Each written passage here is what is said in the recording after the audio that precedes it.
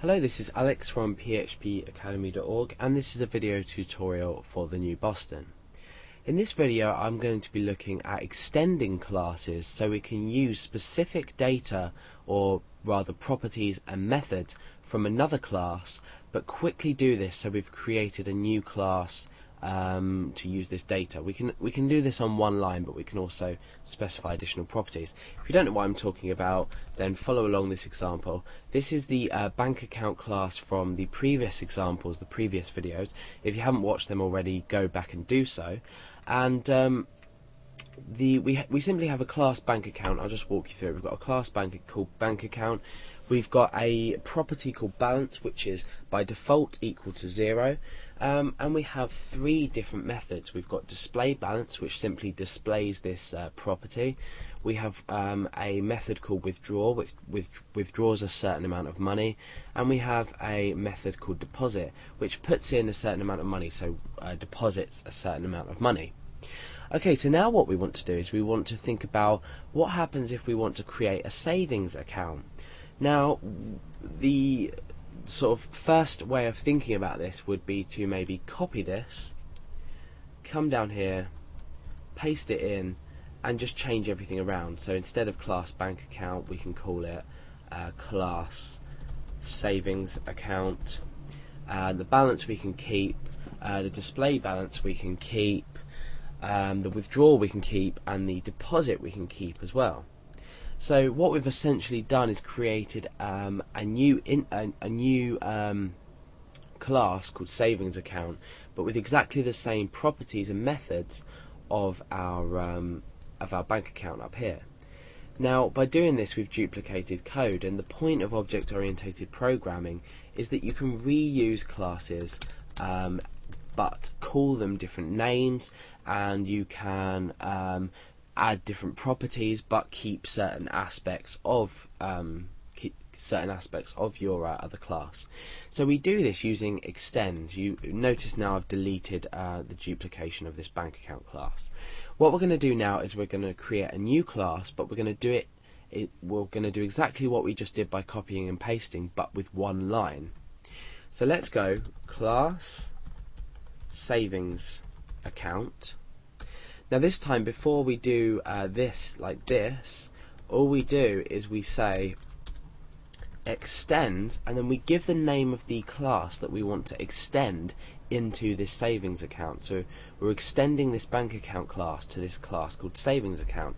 So we just type bank account, and that's it. That's all you need to do. Inside here you can specify additional properties, but as of now this savings account has all the properties and methods of our bank account class. So we've got a public balance and public methods here, which we can use within our savings account. So let's just go ahead and test this. If I was to say Alex savings equals new savings account, let's go first of all to our browser and test this. Okay, you can see that nothing's come up at the moment, but this basically means that this has worked. And now what we can say is Alex savings display balance, and let's echo that out. So you can see that balance is 0. Now notice we're using this savings account class. So what we've done is successfully extended our bank account class into this savings account. So we have use for the methods.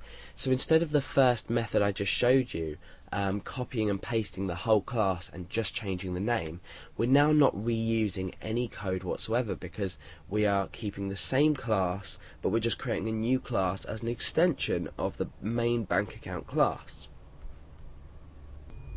So we found a much easier way of doing things. So let's run these side by side. We've created our savings account, and let's maybe deposit some money into our savings account. So Alex savings deposit, and let's deposit £3,000 in here. And up here we'll create a normal bank account. So Alex equals new bank account. And we'll say Alex deposit, and we'll deposit just 100 in here. And then we'll display both the balances at the end. So what we've done is we've created a new bank account, which is our main class. We've deposited £100. We've created a savings account class with an instance of our savings account class, which we've deposited £3,000. But remember, this is not a main class. This is our extended class from bank account. However, even though we're using it side by side and we're creating a new instance of bank account and savings account, we can use both simultaneously. So now what I can do is say echo Alex display balance, and we can put a line break on there just so we can keep things neat, and then we can say echo Alex savings, which is our savings extended class. We can say display balance as well. So now what we should do is we should create, what we're doing is we're creating a new bank account and a new savings account, and we are depositing £3,000 in here and £100 in there, and then displaying our balances. So let's have a look at that. Undefined property, display balance. Okay, maybe I've spelt that wrong. Oh, okay, sorry, I didn't include the parentheses on the end, so some things to watch out for. Okay, so we've got balance 100 and balance 3000, so these could correspond to the correct values that we deposited in earlier. Let's just make it interesting, and I'll say Alex withdraw, and we'll withdraw, say, £20. Oh, we forgot the greater than sign there. So we were left with this value. So you can see that we can do different things to different our different classes now that we've created new instances of them.